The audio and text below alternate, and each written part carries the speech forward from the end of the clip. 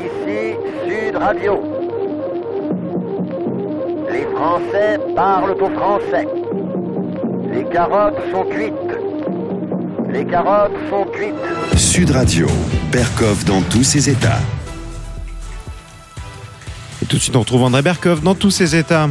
Et on est très heureux parce qu'aujourd'hui, pour l'émission Berkov dans tous ses états, on a reçu les journalistes, les futurs journalistes de l'école HEJ de Lyon, l'école supérieure de journalisme de Lyon, avec leurs professeurs, leurs directeurs. Et vraiment, on est ravis parce que c'est un métier, contrairement à tout ce que le monde dit, c'est un grand métier d'avenir, on en parlera plus tard, mais c'est un métier d'avenir, évidemment, à condition qu'il y ait des mutations exemplaires, y compris chez les journalistes. On en parlera. Sud Radio, Berkov dans tous ses états. Le face-à-face. Et maintenant, place à votre invité, André Berkov. On accueille tout de suite Barbara Lefebvre, professeure des écoles dans le secondaire, essayiste et auteur du livre « Génération, j'ai le droit », publié chez Albin Michel. Alors, Barbara Lefebvre, néo-réac, conservatrice.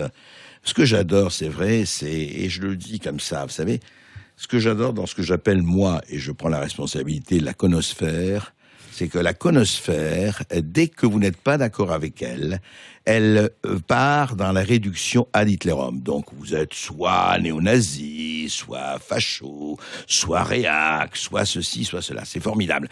Ça permet de dormir tranquille et d'avoir étiqueté la personne et puis, allez, circuler, il n'y a rien à voir. Sauf que dans votre livre « Génération, j'ai le droit », qu'est-ce qu'il y a à voir ? Et alors Barbara Lefebvre, je voudrais, parce que vous parlez de tout, parlez d'éducation nationale, vous parlez de votre expérience en tant que professeur, et je rappelle que vous avez participé à ce livre absolument passionnant qui a été séminal, comme on dit, pionnier, ce sont les territoires perdus de la République, et il y a eu ensuite la France soumise, bon, il y a eu tout ça, c'est-à-dire qu'il a pointé du doigt que pendant que nous étions là en train de vaquer à nos occupations, il se passait des sécessions sur le territoire français notamment. Alors, qu'est-ce qui se passe à l'école ? Quand vous dites « génération, j'ai le droit », c'est quoi ? C'est l'individualisme qui triomphe ? C'est quoi exactement ? Parce que, expliquons ce « j'ai le droit ». Oui, cette génération, j'ai le droit, en effet, c'est ce triomphe du moi, ce triomphe de l'intérêt particulier, de mon destin personnel sur l'intérêt général, et le fait justement que cette prise en compte de la singularité de l'individu, qui est quand même une des grandeurs de la civilisation occidentale, donner à l'individu et rendre à l'individu sa singularité, ne pas le déterminer à son groupe de naissance ou à son groupe ethnique ou à son groupe religieux, c'est quand même ça la grandeur de notre civilisation. Et bien finalement, ça a été complètement dévoyé pour faire de cet individu singulier un tyran, l'individu tyran, c'est-à-dire l'individualisme. Et finalement, on a perdu de vue ce que c'était que l'individualisme civique, c'est-à-dire comment l'individu, dans sa singularité, est au service de la société et non pas la société au service de l'individu. Or, justement, la génération J'ai le droit, c'est une génération d'usagers. On considère que je suis usager des services publics, donc j'ai le droit d'obtenir un service et c'est la seule condition pour laquelle qui conditionne le fait que je puisse réaliser mes devoirs envers cette société qui d'abord me doit des choses. Et je crois que ça fait quand même plusieurs décennies qu'on a fabriqué cette génération, et nous-mêmes en tant que parents, et aussi d'une certaine façon, la génération des baby-boomers a été le grand artisan de ces générations, j'ai le droit, auxquelles on a affaire aujourd'hui. Barbara, est-ce que vous êtes comme beaucoup de gens en ce moment, on va célébrer bientôt le 50e anniversaire de mai 68. Est-ce que vous trouvez aussi, parce que mai 68, il y a tout et le contraire de tout, est-ce que vous êtes aussi à jouer un rôle, enfin en tout cas, les idées de mai 68 ont joué un rôle dans cette espèce de glorification du moi en tant que j'ai droit à tout et les devoirs, on verra ensuite. Oui, mai 68, d'abord mai 68, c'est la fin d'une longue tradition pour moi. C'est pas le début d'un problème, c'est au contraire la tentative de mise en œuvre des grandes utopies idéologiques, notamment les grandes utopies marxistes, autres. Enfin, non, mais même si on remonte plus loin, les grandes utopies pédagogiques de Rousseau, par exemple. Quand on lit certains passages de l'Émile qui sont quand même absolument délirants sur la pédagogie de l'enfant, on a l'impression de lire les théories de certains didacticiens des années 70, l'autonomie, la liberté de l'enfant, etc. et qu'on retrouve d'ailleurs dans les grandes tendances des égos à l'époque de Gracchus Babeuf. Enfin, les délires pédagogiques, c'est quelque chose qui est très présent en France dès le XVIIIe siècle. Et donc, mai 68, ça représente plutôt la tentative de réaliser ces utopies par cette génération d'enfants gâtés qui ont cru que cette période des 30 Glorieuses, c'était la paix perpétuelle, la consommation, et la prospérité, la fin de l'histoire. Ouais. Et en fait, je crois que surtout, ces gens-là n'ont rien compris. Surtout, ils n'ont pas compris que la fin de l'histoire, c'était une erreur gravissime, qu'au contraire, l'histoire, dans toute sa dimension tragique, se réinvitait plus encore avec violence dans nos générations, que cette prospérité indéfinie et cette paix indéfinie, c'était pas du tout garanti. Et cette génération 68, si vous voulez, dans cette ambiance optimiste des 30 Glorieuses, ils ont pensé que il fallait aussi se détacher de cet héritage culturel qui était le nôtre. Et le sens de mon livre aussi, c'est de dire que on a perdu ce sens de la dette et de la gratitude à l'égard des grands auteurs de notre littérature, des grands acteurs de notre histoire, parce que justement, la table rase 68arde, en quelque sorte, elle s'est vraiment enracinée à l'école à travers toute une bande d'idéologues que j'appelle les pédagogistes, que je ne confonds pas avec les pédagogues, mais qui ont véritablement reformaté complètement le logiciel de l'école républicaine. Et aujourd'hui, on en voit les effets lamentables dans toutes les grandes enquêtes internationales qui nous montrent bien que l'école française aujourd'hui, elle est profondément inégalitaire. Or, ces gens-là nous ont expliqué que toutes leurs grandes réformes et leurs grandes méthodes d'apprentissage, c'était au service de l'égalité des chances. Le résultat, c'est tout le contraire. Donc, je pense qu'aujourd'hui, il serait temps que ces théoriciens, qui depuis 30 ans ont la main sur la formation des maîtres et donc la main sur les cerveaux des enfants, décide un petit peu effectivement, comme vous le dites, déjà d'arrêter d'étiqueter tous ceux qui pensent différemment d'eux, en particulier les profs de terrain, puisque moi je suis une prof de terrain, je pratique la pédagogie, je n'en fais pas une théorie fumeuse. Oui, alors justement, on va parler de ça.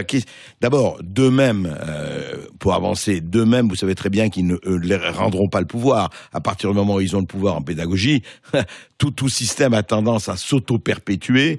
Donc, est-ce que vous pensez, juste pour être dans l'actualité, est-ce qu'un Jean-Michel Blanquer peut corriger le tir par du ministre de l'Éducation nationale ?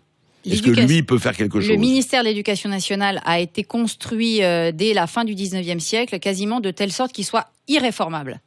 Enfin, c'est un système à la fois démocratique, mais en même temps extrêmement centralisé, qui, à mon avis, empêche toute grande réforme de fond. Et je pense qu'effectivement, vous avez raison, ces gens-là qui se prétendent progressistes, en réalité, sont des grands conservateurs. Et pour eux, il n'y a aucun intérêt à ce que l'école soit réorientée au service non plus d'une idéologie, mais au service de la culture et au service de l'enseignement des idées et non plus d'une idéologie. Après, je pense qu'ils exercent un magistère extrêmement important, qui n'est pas que sur l'éducation nationale, qui est aussi dans le domaine universitaire. Et voilà, vous avez un lien entre le magistère universitaire et la formation des enseignants. Donc je pense que c'est quelque chose de compliqué et que pour le ministre, malgré toutes ses bonnes intentions, ça va être très compliqué de faire bouger ces choses-là. Rappelez-vous que pour d'autres raisons, Claude Allègre avait dit il voulait dégraisser le mammouth. Ouais. Le mammouth est resté très très très fort. Mais je voudrais revenir à votre livre, notamment, et vous parlez vraiment de tout là-dedans. Mais on ne comprend pas aussi quelque chose. Tous ces gens-là qui ne sont pas quand même tous des imbéciles, ou alors tous des vraiment, ou alors tous des militants politiques avec, est-ce que c'est ça? Alors je vous pose la question. Par exemple, le déracinement de la culture. Pourquoi, effectivement, des pans entiers de l'histoire, des pans entiers de la littérature, ne parlons pas même de l'orthographe, etc., etc. Qu'est-ce qu'il y a eu? Est-ce que ça a été, on met l'enfant au centre de la chose, et puis, effectivement, c'est l'enfant roi, là, on l'a beaucoup dit, et est-ce que après, moi, ce que je comprends pas, je me dis des gens, quand même, accordons-leur le bénéfice du doute, mais apparemment, c'est quoi? C'est une volonté politique, c'est une volonté idéologique, c'est quoi, ce déracinement? Je ne crois pas que ce soit une volonté politique au sens premier du terme, ou au sens machiavélien du terme. C'est en revanche une volonté idéologique, c'est-à-dire que cette idéologie de la déconstruction, c'est un mouvement porté par de nombreux intellectuels français de la French Theory des années 60. Michel Foucault et voilà, compagnie. Derrida, etc. Qui est certes très intéressant, mais quand ça reste Il dans faut pas l'appliquer à l'école. Quoi. Voilà, quand ça reste de l'ordre de la théorie, de la réflexion intellectuelle, de la philosophie, je trouve ça passionnant. Le problème, c'est quand la pédagogie se pique de science et se prend elle-même pour une science. D'ailleurs, on le voit bien dans les termes, pédagogie scientifique, science de l'éducation. Et tout d'un coup, ces gens s'emparent d'un vocabulaire pompeux, intellectuel. Alors, prennent chez Bourdieu ce qui les intéresse et puis oublient d'autres aspects de Bourdieu parce que effectivement, vont chercher chez Claude Lévi-Strauss des références, alors que Claude Lévi-Strauss a dit des choses extrêmement, aujourd'hui, on dirait réac sur l'école traditionnelle et les méthodes d'apprentissage traditionnelles. Non, mais sur le fond, c'est quoi ? C'est qu'on veut faire de quoi ? On veut faire un type d'individu irresponsable qui n'a que des droits et pas de devoirs. C'est quoi ? C'est ce que vous avez expliqué, c'est ce culte de l'enfant, mais encore une fois très rousseauiste. C'est-à-dire que vous voyez, l'enfant est un petit être innocent, tout à fait pur, et c'est la société qui le corrompt. Donc, il faut absolument cultiver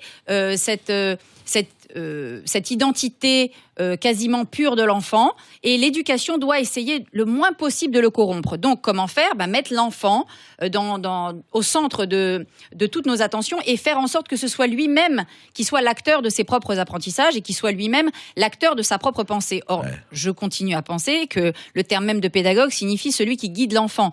Donc, je pense qu'il faut des parents, il faut des enseignants pour être dans un cadrage à la fois affectif et intellectuel de l'enfant. Et c'est certainement pas lui rendre service que de le laisser grandir sans tuteur. Alors, quand je dis ça, mes contradicteurs me disent « mais vous dites n'importe quoi, si vous croyez qu'on n'a pas dans l'idée d'éduquer les enfants ». Oui, mais moi, je ne suis pas pour qu'on éduque par l'idéologie. C'est pas du dressage mental sous couvert de en faire des militants en tout cas théorie, sous couvert de théorie fumeuse. Et cette question de mettre l'élève au centre du système, j'en ai des exemples encore très récents.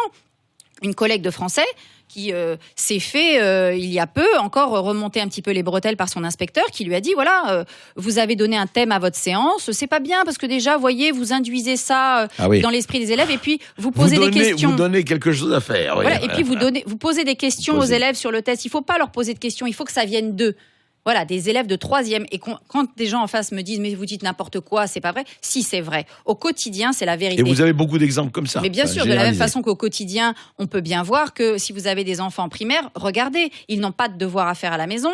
Et quand ils en ont, c'est absolument pas un travail de mémorisation. Or, n'importe quel chercheur, n'importe quel pédopsychiatre, mais même n'importe quelle personne de bon sens, c'est quand on est petit qu'il faut travailler la mémorisation et apprendre même les techniques de mémorisation. C'est ce qu'ils vous disent, oui, mais il y a les ordinateurs, il y a Internet, tout ça, plus de mémoire. Ah oui, mais sauf que Internet, c'est justement un océan dans lequel on se noie rapidement. Et si aujourd'hui les théories complotistes et les opinions toutes faites sont à ce point-là aussi fréquemment diffusées, c'est bien parce que les gens ne sont plus capables de décrypter le monde. Et je pense, après c'est peut-être un idéal, mais je pense que justement, si l'école était le lieu de transmission d'une culture classique, d'une culture exigeante, qui justement travaille l'esprit... Une culture de l'effort, voilà, Barbara Lefebvre. C'est ça, une culture de l'effort, mais aussi travaille l'esprit critique sans être dans des plaquages idéologiques, les grandes théories, le vivre ensemble, etc. C'est bien joli, mais il n'y aura pas de problème à ce que les gens vivent ensemble s'ils ont véritablement aussi en partage une culture commune et une histoire commune. Or, aujourd'hui,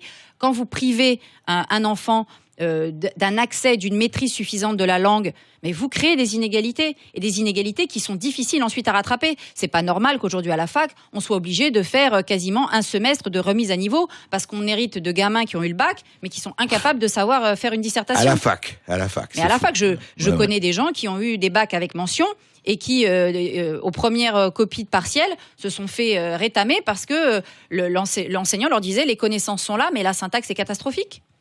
Et c'est un choc pour certains gamins. De même, comme je le raconte dans le livre, moi, quand j'ai des élèves qui arrivent au collège en 6e avec des énormes difficultés de compréhension en lecture, quand on convoque les parents avec mes collègues de français et qu'on leur dit « vous savez que votre enfant a un niveau de compréhension en lecture de CE2 », les parents tombent des nues. « Ah, mais on m'avait jamais dit ça ».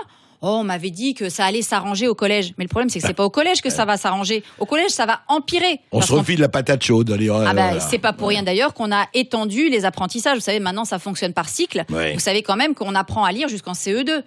avec l'extension des cycles. Et la 6e, c'est-à-dire le collège, est rentrée dans le cycle CM1, CM2, 6e. C'est la réforme Najat Vallaud-Belkacem. Oui. Donc voilà, on Magnifique étale les apprentissages. résultat. En fait, Barbara Lefebvre, dans votre livre que je recommande, qui est un livre passionnant, qui est un livre vraiment que tout parent et que tout jeune doit lire, Génération J'ai le droit. En fait, en creux, je vais vous dire, votre prochain bouquin, ce sera la Déclaration des devoirs de l'homme. Il faut s'y appeler. Ou de la femme, parce qu'attention, Ou de n'oubliez la pas, femme. chacun, Oui, chacune. mais Oh là là, ça y est. sinon... Déclaration des droits de l'homme, c'est pour Voilà. ça. Ouais, d'accord. Avec un grand H, vous avez tout à fait raison. Merci à vous, Barbara Lefebvre. Génération J'ai le droit, publié aux éditions Albin.